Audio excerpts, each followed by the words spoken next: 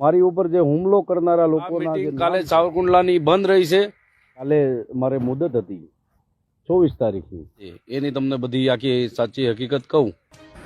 નમસ્કાર મિત્રો, ફરીથી સ્વાગત છે એક નવા વિડીયોમાં. તો તમે બધા લોકો જાણો છો કે હમણાં સતુ ભુવાજી અને ભાઈ દીપકભાઈ ચુડાસમાનો વિરોધ જોરશોરથી ચાલી રહ્યો છે અને આ વિરોધ હવે સમાજની દ્રષ્ટિએ પહોંચી ગયો છે. મિત્રો, તો આ દીપકભાઈ ચુડાસમા પોતાની સમાજને આહવાન કરી પોતાની સમાજ સાવરકુંડલામાં 24 તારીખના રોજ ભેગી કરવાના હતા અને એમના ઉપર હુમલામાં જે માણસોના નામ આપવાના હતા અને આવા ઘણા બધા દ્રશ્યો ઉદ્ભવવાના હતા અને સાવરકુંડલાની અંદર મોટો ઉભાવ થવાનો હતો. આ કોઈ વ્યક્તિનો વિરોધ હતો, એ વિરોધ હવે સમાજની દ્રષ્ટિએ પહોંચી ગયો છે અને મીટિંગ રાખેલી હતી. હવે આ મીટિંગ કેન્સલ રાખવાનું કહી રહ્યા છે દીપકભાઈ ચુડાસમા અને આ વિરોધ એક લાંબો કરવાનું કહી રહ્યા છે મિત્રો. અને હુમલો ક્યારે થયો, શું થયો એ જાણો. વિડીયો પૂરો જુઓ. વિડીયો ગમે તો ચેનલને લાઈક, શેર, સબસ્ક્રાઇબ કરી એક મસ્ત કમેન્ટ કરવા વિનંતી. આભાર. સાવરકુંડલા પહોંચી ગયો અને સાવરકુંડલા કોર્ટમાં મુલાકાત કરી અને આજે જે પેલા અગાઉ આવવાનું હતું, જે મારે અરજી દેવાની હતી અને જે મારી ઉપર જે હુમલો કરનારા લોકોના જે નામ છે અને ગાંધીનગર ડીઆઈજી સાહેબે જે અરજી લખીને આપી હતી એ મારે પાછી ત્યાં કોર્ટમાં આપવાની હતી. એના અનુસંધાને આજે હું અગાઉ આવ્યો હતો. તો આજે મિત્રોને બધાને વિનંતી કરું છું કે જે કાલે અને 2 દિવસથી મેં જે લાઈવ કરી અને મારા દેવી પૂજક સમાજ, દલિત સમાજ ને ઠાકોર સમાજ અને વગેરે વગેરે અન્ય સમાજને જે મેં અહીંયા બોલાવ્યા હતા, તો કાલે જે તારીખ છે, કાલે જે 24 તારીખ હતી, એ 24 તારીખના જે અરજીના અનુસંધાને એ કાલે આપને કોર્ટે રાહતે આપી છે અને કાલે જજ સાહેબ પોતે હાજર પણ નથી. એટલે મારા દેવી પૂજક સમાજને બધાને વિનંતી કે કોઈ પણ જે બહારગામથી આવતા હોય, આ બહારગામથી આવતા હોય, કાલે મિટિંગના નામે જે આપણે મળવાનું હતું, તો કોઈ પણ અત્યારે નીકળતા નહીં.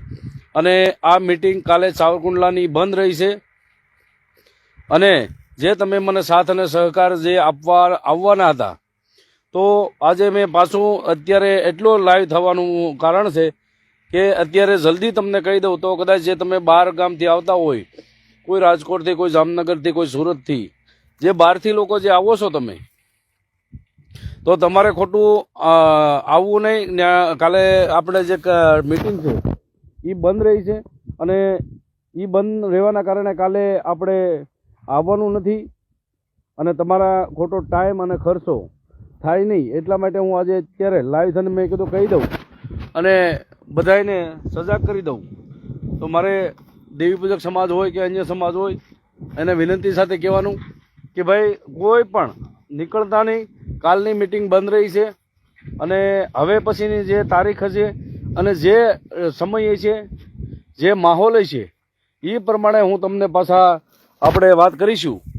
તો જે કાલે તમે જે નીકળવાના હતા 24 તારીખે જે પહોંચવાનું હતું, તો અત્યારે તમે કદાચ તૈયારી કરતા હશો નીકળવાની કે કોઈ કદાચ નીકળી ગયા હશો. અમુક જણાના ફોન આવ્યા છે કે અમે નીકળી ગયા છીએ. તો મેં એને ત્યાં કોઈ બસ સ્ટેન્ડે છે, કોઈ બસ સ્ટેન્ડે જવાના રસ્તામાં છે, એને બધાને મેં રોક્યા છે અને અત્યારે જાહેર લાઈવ થવાનું કારણ જ મુખ્ય છે કે કાલની મિટિંગ સાવરકુંડલાની બંધ રહી છે અને જે અત્યારે જજ સાહેબે કાલે હાજર નથી અને આપણે જે અરજી આપી હતી એ અરજીના અનુસંધાને આપણે આ મિટિંગ મોકૂફ રાખેલી છે. કારણ કે કોર્ટે આપણને કાયદેસર કીધેલું છે કે તમે કોઈ પણ સમાજ ભેગો કરતા હોય કે મિટિંગ કરતા હોય તો જે કોર્ટની પરમિશન જોઈએ, પોલીસની પરમિશન જોઈએ. તો એ પોલીસની પરમિશન આપણે લીધી નથી અને આપણે બધાને ભેગું કરવાનું કરતા હતા. કાલે સવારે કોઈ પણ અણબનાવ બને અને એના જવાબદાર હું દીપક ચુડાસમા રહું, તો કોર્ટે એવું કીધું છે કે તમે પહેલાં જ્યારે પણ મિટિંગ કરો કે કોઈ આયોજન કરો તો પહેલાં તમે અરજી આપો અને પહેલાં પરમિશન મેળવો. તો આ પરમિશન ન હોવાના કારણે આપણે આ તારીખે રદ કરી દીધી છે અને જજ સાહેબ પોતે બધું ભેગું થયું છે. કાલે 24 તારીખના જે સેશન કોર્ટના જે જજ છે સાવરકુંડલાના, તે પોતે હાજર નથી એટલે મારે આ જે તારીખ હતી એ બધાને તારીખ અત્યારે આપણે તારીખે જવાનું નથી. અને આમે તે એટલો બધો વિવાદ ચાલે છે, ઘણા બધાએ ધમકી દીધેલી છે, એની અરજી મેં ઠેઠ ગાંધીનગર ડીઆઈજીને પણ આપેલી છે. તો એના અનુસંધાને કોઈએ પણ અત્યારે આપણે સાવરકુંડલા કંઈ આવવાનું નથી. કોઈ નીકળે નહીં ઘરેથી અને ક્યાંય ખોટા પૈસા અને સમય બગાડે નહીં. તો આ માટે હું આજે એટલો લાઈવ થયો છું. તો મારા દેવીપૂજક સમાજ હોય કે અન્ય સમાજ હોય કે જે પણ મને ચાહતા હોય, જે મારા મિત્રો છે, એને બધાને વિનંતી કરું છું કે કોઈ પણ આ જે મેટર આખી હતી એ મેટર હજી યથાવત છે, એને કોઈ હજી આપણે પૂર્ણ વિરામ આપ્યું નથી. તો મારે આ અત્યારે લાઈવ થવાનું એટલું કારણ છે કે ભાઈ કોઈ પણ જ્યાં નીકળે અને કાલે આપણે મિટિંગ છે નહીં અને તમે હેરાન થાવ, કારણ કે આપણે બે ત્રણ દિવસથી આપણે લાઈવ થઈ અને આપણે એલાઉન્સ કરી દીધું હતું. તો મારે આ બધી જાહેર જનતાને જણાવવાનું કે ભાઈ કોઈ સાવરકુંડલા મુકામે જે મિટિંગ કાલે આપણે ગોઠવી હતી કોર્ટની અંદર, એ મોકૂફ રાખી છે, એ મિટિંગ કરવાના નથી. એટલે મારે દેવીપૂજક સમાજને કે અન્ય સમાજ હોય મને જે સાથ અને સહકાર જે દેતો હોય એ સમાજને મારે વિનંતી છે કે કોઈ પણ હવે નીકળશો નહીં. અને આગલા ટાઈમમાં જ્યારે સમાજની જરૂર છે, જ્યારે લોકોની જરૂર છે, જ્યારે મારા મિત્રોની જરૂર છે, ત્યારે હું તમને આ બાબતે પાછો લાઈવ થઈ અને મેસેજ નાખીશ અને તમને લાઈવમાં બધું કહી દઈશ કે ભાઈ ક્યારે કેટલા વાગ્યા અને કઈ જગ્યાએ ભેગું થવાનું છે. તો એનું બધાએ ધ્યાન રાખવું. તો મારા દેવીપૂજક સમાજના બધા મિત્રોને જે મને સાથ અને સહકાર દેવાના માટે જે નીકળી ગયા છે એને કહું છું કે વિડીયોના માધ્યમથી હવે સાવરકુંડલા કાલે 24 તારીખે આપણે મિટિંગ છે નહીં. એટલે કોઈ પણ ઘરેથી નીકળવું નહીં. અને જેને પણ કંઈ કામ હોય તો મને મારા ફોન ઉપર ફોન કરી લે.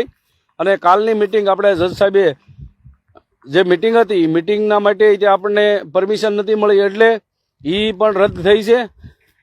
અને જે આપણને જે તારીખ હતી મારી 24 તારીખ જે મારી મુદત હતી, એ મુદત તારીખે આપણે જજ સાહેબ ગેરહાજર હોવાના કારણે આપણે એ પણ મુદત આપવા જવાની નથી. એટલે જે અરજી આપણે આપી હતી એના અનુસંધાને આપણને આ જે ઘણો બધો ફાયદો થયો છે. એટલા માટે કીધું છે કે ભાઈ તમે ઘણા બધા કોઈ તમારા સગાવાલા આવતા હોય, તમારા ભાઈઓ આવતા હોય, તમારી નાત આવતી હોય કે પછી અન્ય સમાજ આવતો હોય ને અહીંયા આવીને કાંઈ પણ બબાલ થાય એનો જવાબદાર કોણ? એટલા માટે આ આપણને એક જે તારીખ જે જવાનું હતું એ તારીખે જવાનું નથી. તો મારા બધા મિત્રોને વિનંતી સાથે કહું છું કે કોઈએ પણ સાવરકુંડલા મુકામે કોઈએ પણ કાલે આવવાનું નથી, એનું ધ્યાન રહે. અને જે આપણે આગળના સમયમાં જ્યારે પણ મારા સમાજની કે મારા અન્ય સમાજની જ્યારે પણ જરૂર પડશે ત્યારે હું બધી સમાજને જાણ કરી દઈશ, બરાબર?